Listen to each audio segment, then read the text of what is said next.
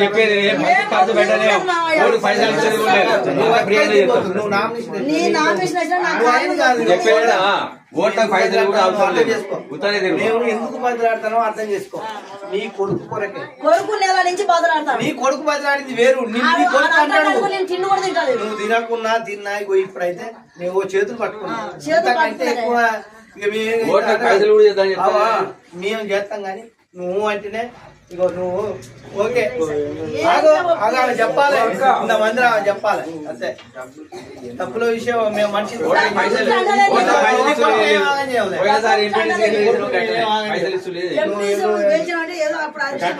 అన్ని గట్టిగా ఉంటాయి. ఇప్పుడు కూడా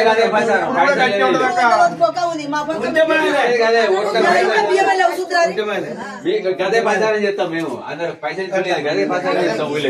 మరి మీకేం లేకపోతే మేము ఉన్నామమ్మా.